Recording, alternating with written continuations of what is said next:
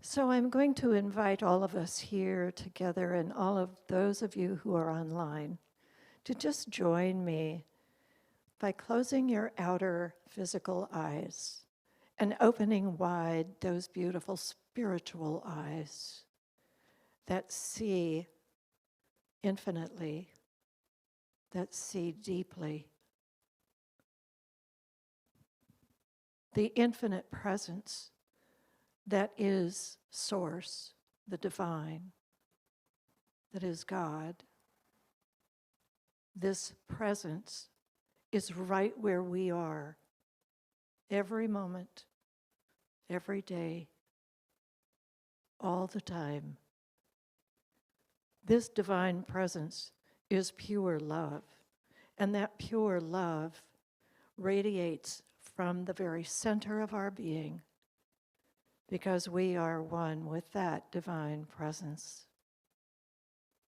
I know for each one of us this day that we are lifted up and inspired by all that takes place in this gathering. And then beyond that, lifted up in joy and peace in everything that unfolds the rest of this day and all the days going forward, because we have been here together, connected and loved. I speak my word this morning for each one of us, knowing that we are blessed, and we certainly are the blessing. I speak my word to know that our technical team finds divine order right there, and all works perfectly. And I speak my word for our musicians, these beautifully talented people expressing the divine through and as them. It is so gorgeous. All of it is so gorgeous. I know for each one of us, we are blessed beyond measure as we continue to enjoy our service this day. I'm grateful for all that is about to take place. I'm grateful for the message we receive. I'm grateful for all of it. And I simply let it be. I release it. I let it go. And I let Spirit do the work. And so, in this release, I invite you to say with me, and so it is.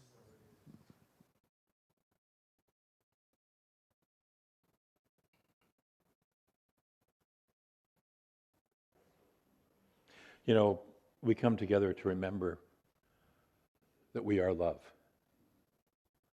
There's a lot out there that tries to convince us otherwise, yes? Have you noticed that the term woke is a bad, derogatory term for a lot of people? And it's like, so what's the alternative? Sleep? Unconscious? And apparently that's, for some people, the choice. And the thing is, that pattern has been around in humanity since the beginning of humanity. I'm sure that the first people who started to use fire, the rest of their group or tribe said, oh no, you can't do that. That's bad. Don't wake up to fire. Scary.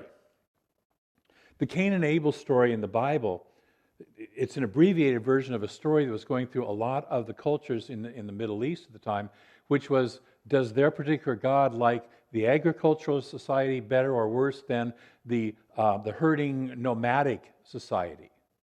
That's why Cain, who stands for the herding nomadic society's offering of meat, was not pleasing to God, where the offering of the plants of Abel, who was a farmer, and the agricultural section of that was pleasing to God. And depending on which culture, on what they believed and what they wanted, their God decided that the other way was not. And so we've been saying, oh, don't do this for a long time. Don't be this. Don't go out and be a country with democracy. No, be a monarchy. Stick with England. Don't get independent. We don't want that. Slavery. We need slavery. We've been doing slavery since the beginning of human existence, right? And all those people who want to do away with slavery, I mean, what will happen to our economy if we do away with slavery? Who's going to do the work? More correctly, how's it going to affect me? How am I going to make my money by having to actually pay for workers? Oh my God. We've been doing this stay asleep for ages and ages and ages and ages, and it's time that we woke up. So if somebody ever calls you woke, say, thank you, I am. And here's the deal. The people who are afraid of that are afraid of it within themselves. They're afraid of the part of them that wants to wake up because they've got this controlling behavior and which feels like strength, but it's not.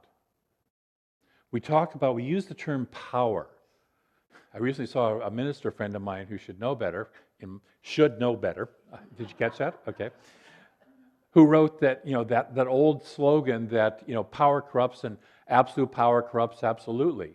And it's like, if you think that through, then God is the most corrupt thing in the universe because God's the infinite power. It's like, no, I'm sorry. But we confuse power with control or control with power. And control is, I need to make you do things my way.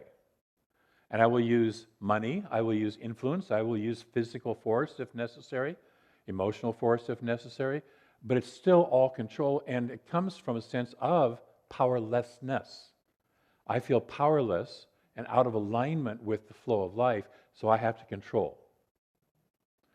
So we're here to shift our consciousness. It's one of the reasons why this teaching is not a religion in which we come together and we do a ritual every single Sunday.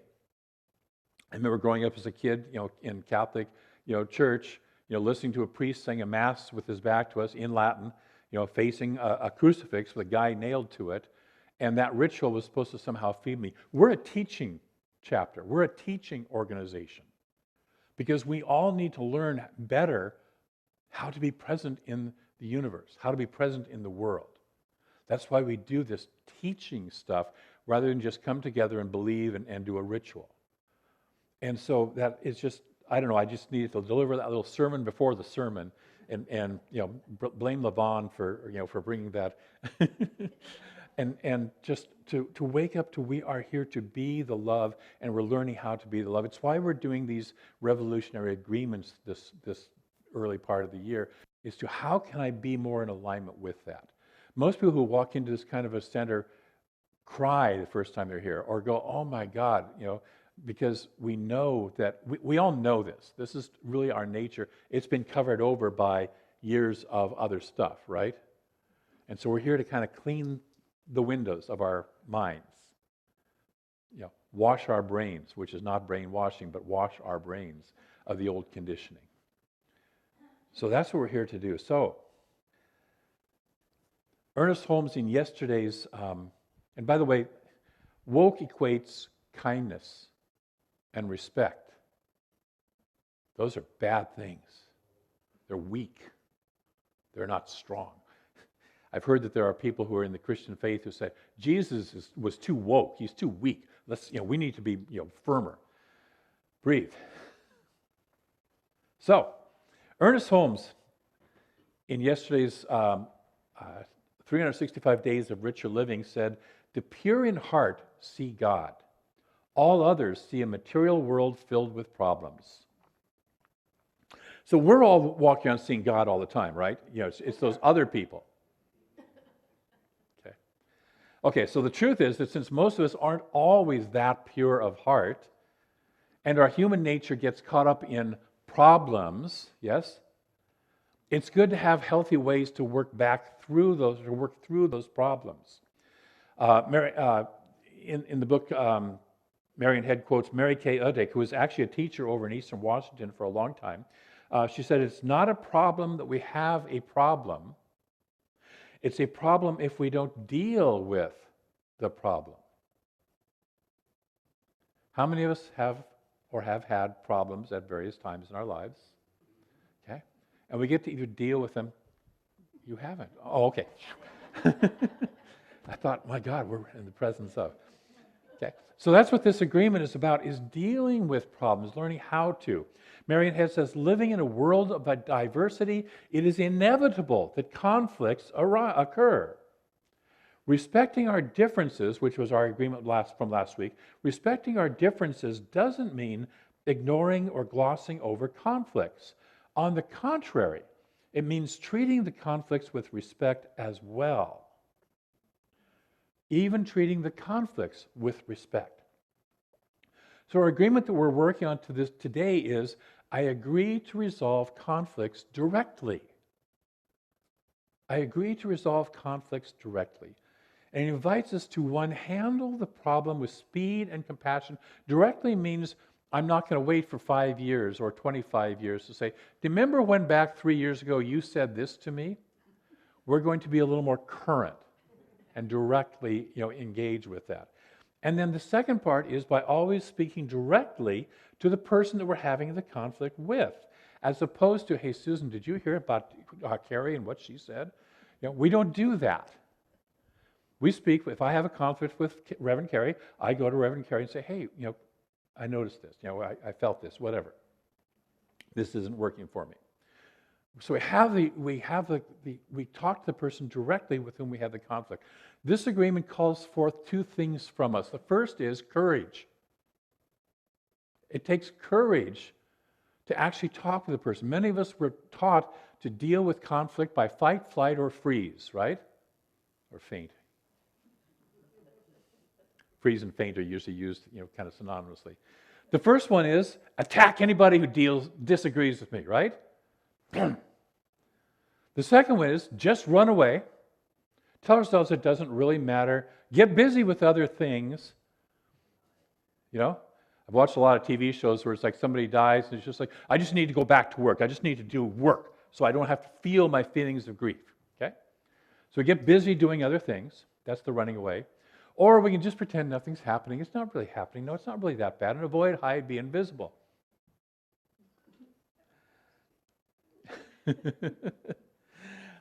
None of these methods actually resolves the problem, right? Breathe. And we can watch all of them being played out on the national stage right now. Yes? The other thing this agreement brings forth is awareness of the interrelationship of all of these agreements. That when we come to this one especially, I agree to resolve conflicts directly. It calls us to know and live our truth. It calls us to speak our truth. It calls us to look within when I react. Oh, I hate that one. I'd much rather blame that out there. It calls us for us to look at our lives and what's working and what's not working and change what's not working. It calls for us to listen with our hearts even when there's conflict. I don't want to be in my heart when I'm having a conflict with somebody. Jeez. Right? And it calls for us to respect our differences. I say that as a minister, we get to live our talks, either usually the week before or the week after, right? Yeah, Carrie can, yeah. So this week, of course, I had a conflict with somebody in this community, somebody who I like, somebody we're good friends with, but who intimated something about me that triggered me, let's just put it that way. And at first I was just going to do nothing, flight or freeze, right? And then I thought, no, I need to say something. And then I wanted to say something kind of pointed. And I thought, no, let's take a breath and let's come back to the heart and let's look within why I'm reacting and then ask, do I need to say anything as a result of that? And so I could, from doing that process, respond to that person from a more heart-centered space and basically say, ouch, that kind of hurt, and I don't think it's really true. And then not be attached to how that person responded. Because I've spoken my truth and I've said that. And they responded by saying, well, I didn't really mean it that way, even though I wrote it that way. Don't you love email? It doesn't have the nuances, and we kind of write things, and afterwards we look at it and say, I didn't quite mean it that way. But we got to have that experience, and I consciously said, I'm about to talk about, resolving our conflict directly, and it's just like, okay, do I talk to this person or do I not? Well, I can't not, because I'm going to stand up on Sunday and tell everybody that you gotta, and if I'm not gonna, well then, there's a story of a mom who brings her child to Mahatma Gandhi, and he says, and tells him, my son eats too much sugar, tell him to stop eating sugar. And Gandhi says, bring him back in 2 weeks. And so she comes back in 2 weeks, and he looks at the son and says, stop eating sugar. And the mom looks at him and says, why couldn't you say that 2 weeks ago? He says, because 2 weeks ago I was eating too much sugar. Right? So it's being in integrity. We oftentimes agree on the what. We usually always agree on the what. It's the how to bring it about that we have conflicts with. So this person and I were both in agreement on the what we wanted. We were in disagreement about how to bring that about. And so instead of engaging in fight, flight, or freeze, we can ask new questions such as, what kind of an experience do I want to create here? What is it that I want to create? One of my favorite Buckminster Fuller quotes is, you never change things by fighting the existing reality. To change something, build a new model that makes the existing model obsolete. Build a new reality that makes the current reality obsolete. And we start to say, what is it that I really want here, and start to work towards that. When we step back and ask this question, what is it that I really want to create here? It changes our approach from, I'm right, you're wrong, and it opens us up to compassionate curiosity and moves our focus to what we want to create instead of what we want to avoid. It helps us to become more pure of heart, to where we can see the divinity in the whole process instead of the problem nature in the whole process. And it leaves us less attached to our ego's desired outcome, which often revolves around right-wrong duality, and that stems from our early wounding experiences. Anybody besides me have early wounding experiences? You don't have to put your hands up, but I know you do. It frees us from our belief that we're separate from life. This is what our wounding experiences have us. I've talked about this a couple times. We had a chart a little bit ago that we believe we're separate from life and that life is not safe.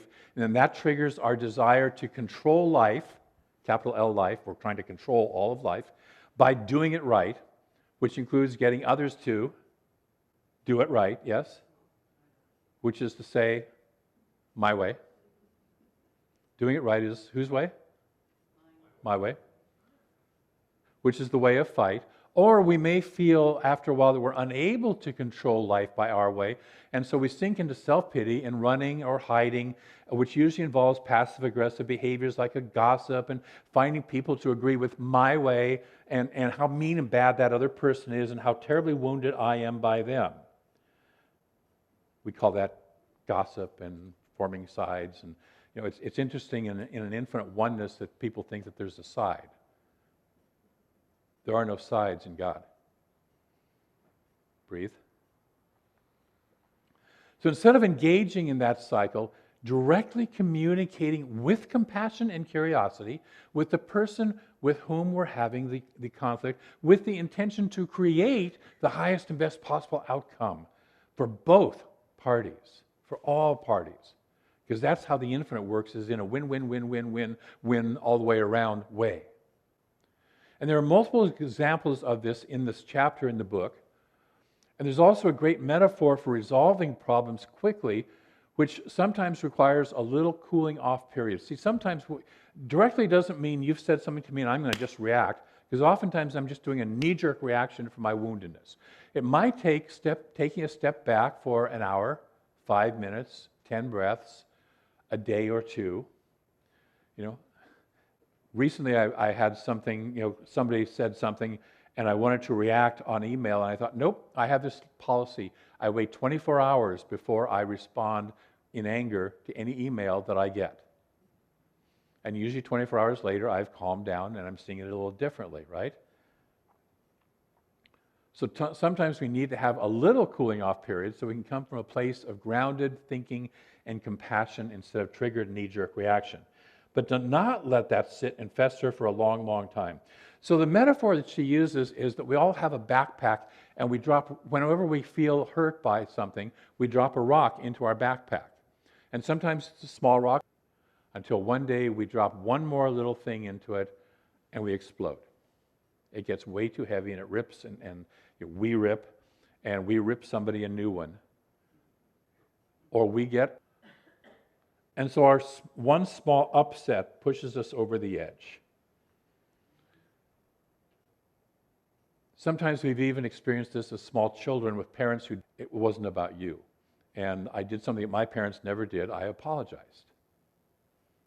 I can't say I was always perfect about that, but it's like at least I helped her to understand it wasn't always about her. And so sometimes we do this. We unload our accumulated upsets onto somebody.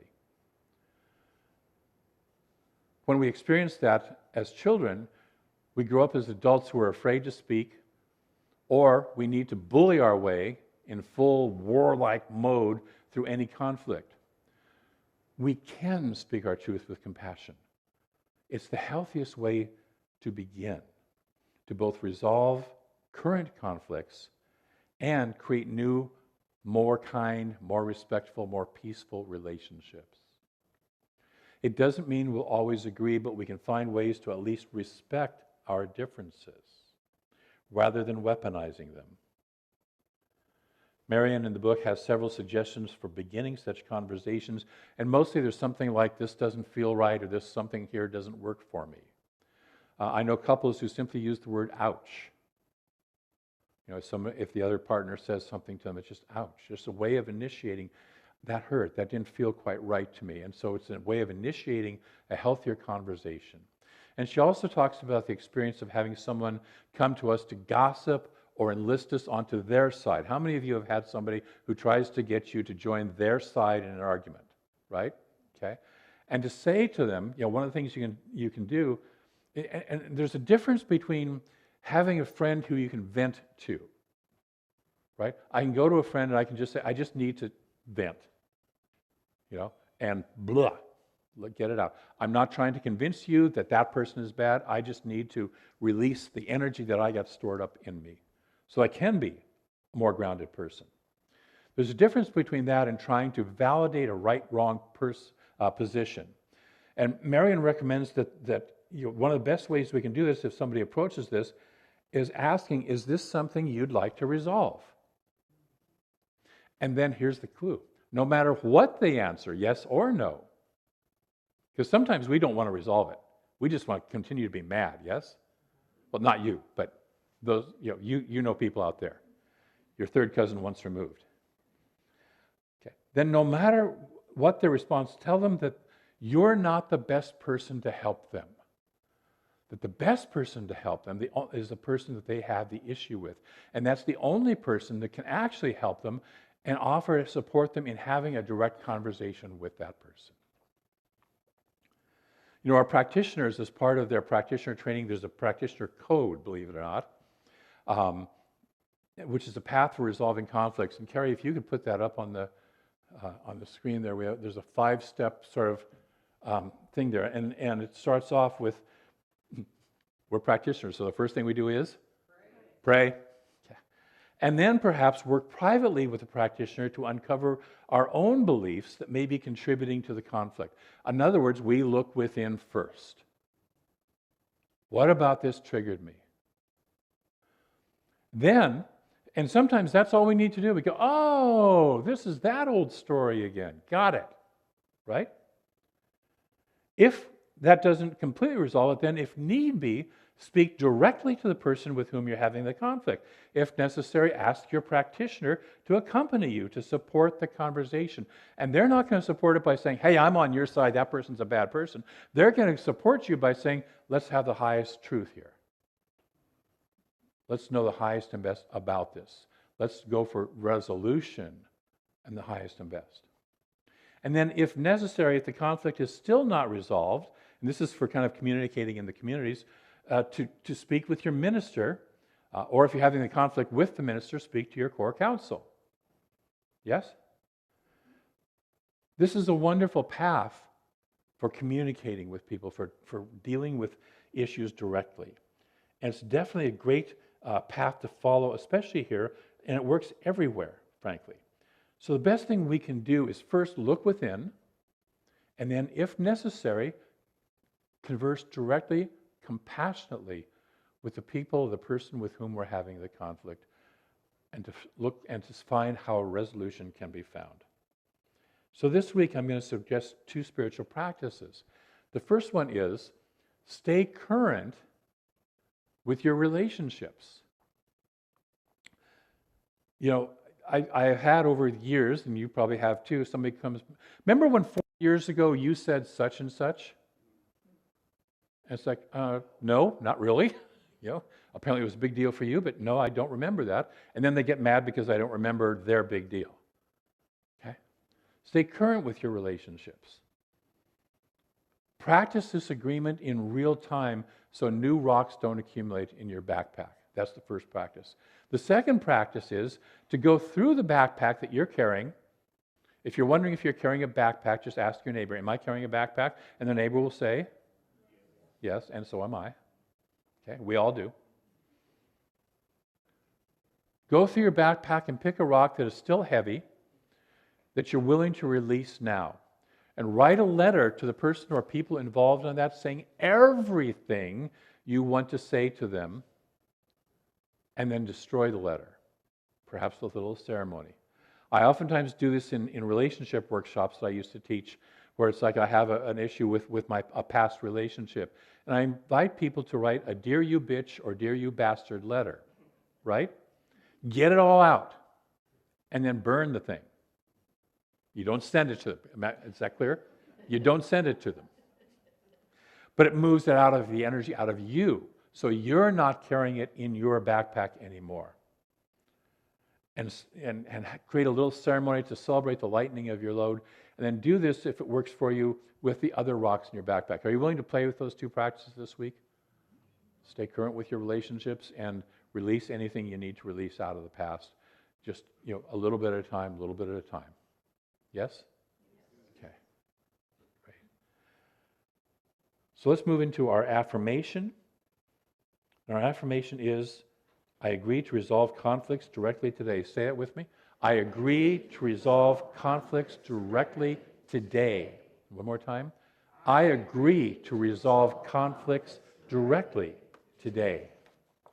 Thank you. We have a wonderful video. It's our second video in our 4-video series on African American history and New Thought. And so Carrie will start that video now.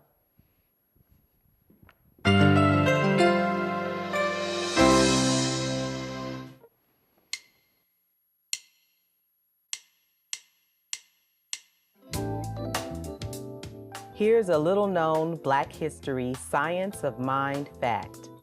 Meet Sarah Flowers, a prolific African-American writer of science of mind books in the 1940s.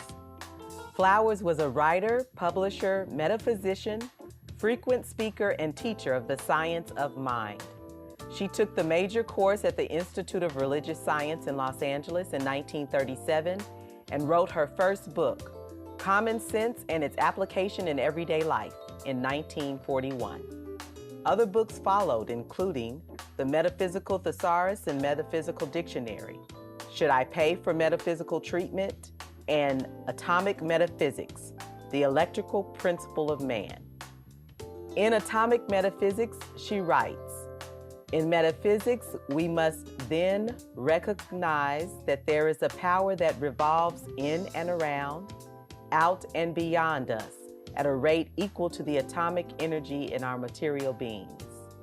But it's important to note what Sarah Flowers considered her most important work: teaching practitioners metaphysical treatment for all of the problems that confront us today. You might think Science of Mind's inclusive teachings of oneness would be immune to America's history of racial segregation, but that was not the case. Dr. J. Arthur Twine founded Eastside Church of Religious Science in his home in 1932.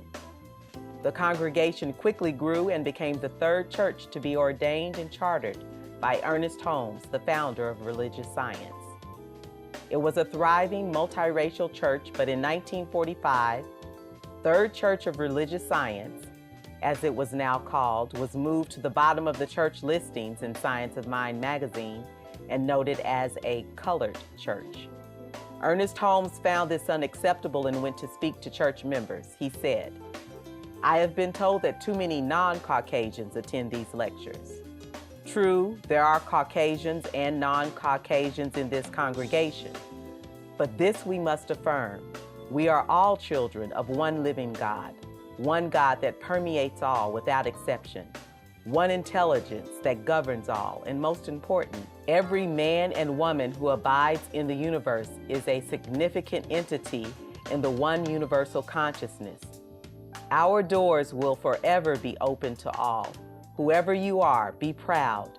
You are a divine idea in the mind of God." The magazine staff immediately corrected this error and returned to listing churches alphabetically. The following year, Dr. Twine made his transition, but the church remains strong today as Third Church Center for Spiritual Living. A number of Dr. Twine's descendants became practitioners, lay leaders, and ministers, including his great-granddaughter, Reverend Stacy Hilton, who currently serves as co-spiritual director of the Las Vegas Center for Spiritual Living. Dr. J. Arthur Twine and Sarah Flowers, Black evolutionaries in Science of Mind.